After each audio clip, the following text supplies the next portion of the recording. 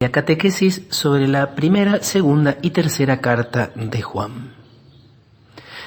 Nos encontramos frente al autor, después de San Pablo, más prolífico de todo el Nuevo Testamento y de toda la Biblia. A San Juan, evangelista, se le atribuyen también estas 3 cartas y el libro del Apocalipsis. La primera de las cartas no lleva un autor, no dice en ningún lugar Juan, pero indudablemente el estilo es completamente inconfundible. Es el mismo estilo que encontramos en el cuarto evangelio. La segunda y la tercera carta de Juan sí llevan un autor, dice yo, el presbítero. Y este presbítero ya desde muy antiguo, no es solamente uno de los tantos presbíteros, de los ancianos, de los dirigentes, de los jefes de las comunidades, sino que es un presbítero por excelencia. Hay testimonios muy antiguos que establecen que este presbítero es el apóstol Juan, que era el jefe principal de todas las iglesias de Asia Menor.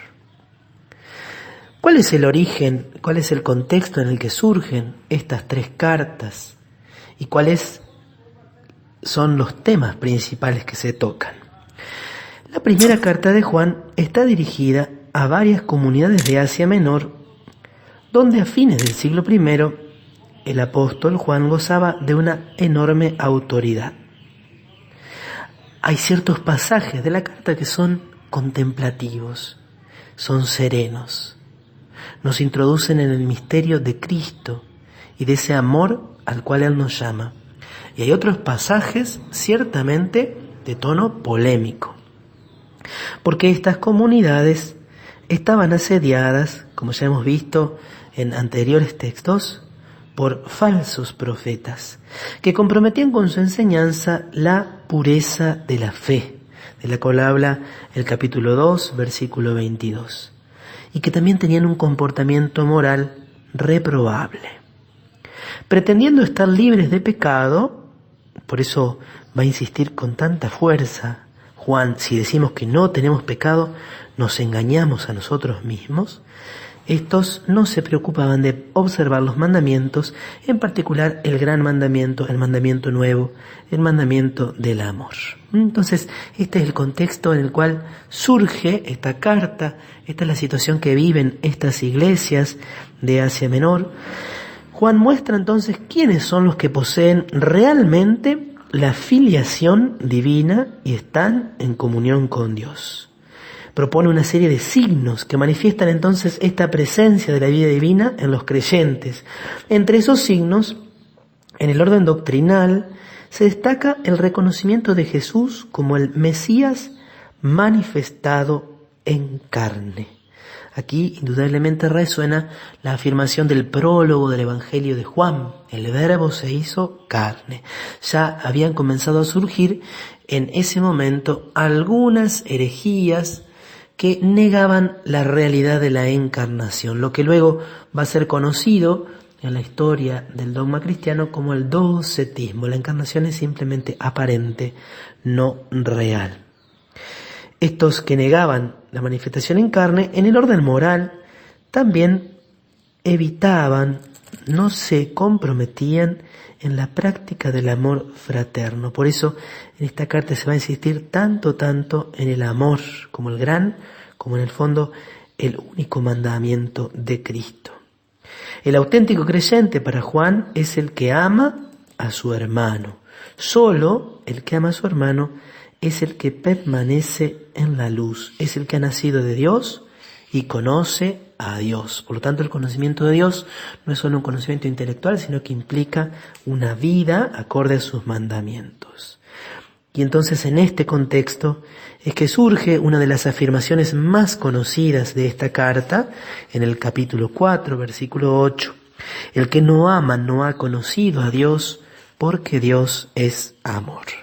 Bueno, algunos pasajes particularmente hermosos y seguramente más conocidos de esta carta, pero que siempre debemos tener en cuenta, son su prólogo. Así como el prólogo del Evangelio es una verdadera pieza, una verdadera obra de arte, aquí comienza diciendo lo que existía desde el principio, lo que hemos oído, lo que hemos visto con nuestros ojos, lo que hemos contemplado y lo que hemos tocado con nuestras manos acerca de la palabra de vida, es lo que les anunciamos.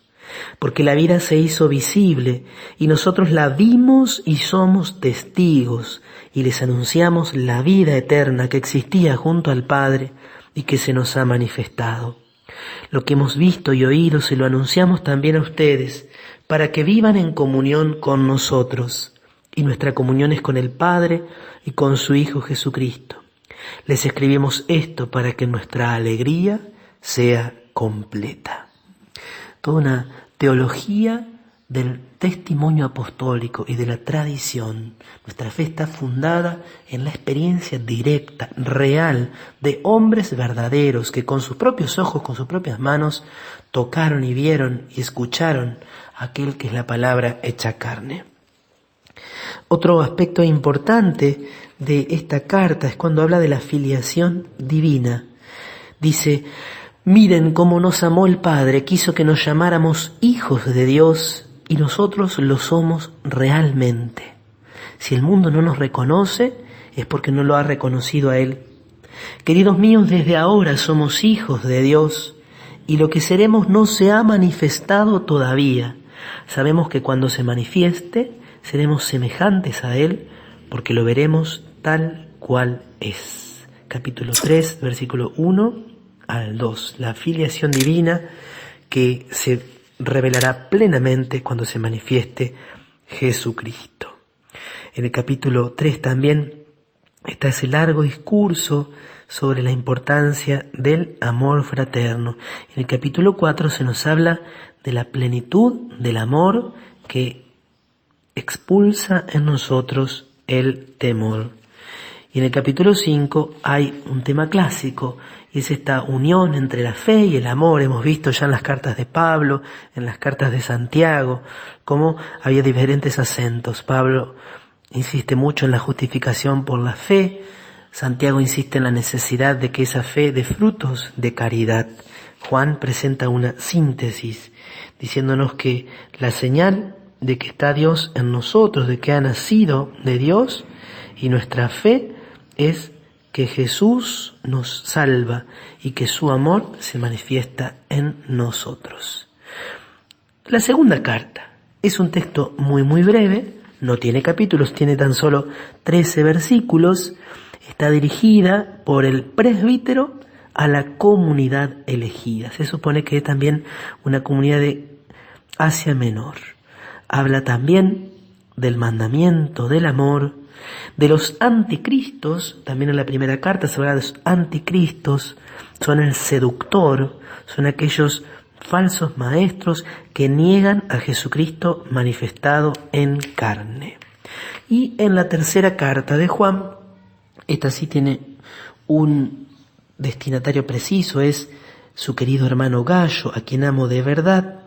Se hace un elogio de este discípulo, se acusa también al jefe de esa comunidad llamado Diótrefes, que tenía esta aspiración de ocupar el primer puesto y que no reconocía la autoridad de Juan. Y por último se hace un elogio de Demetrio. Nos quedamos con una pequeña frasecita que nos puede servir a todos nosotros. Dice Juan en esa tercera carta, refiriéndose a Diótrefes: querido hermano, no imites lo malo, sino lo bueno.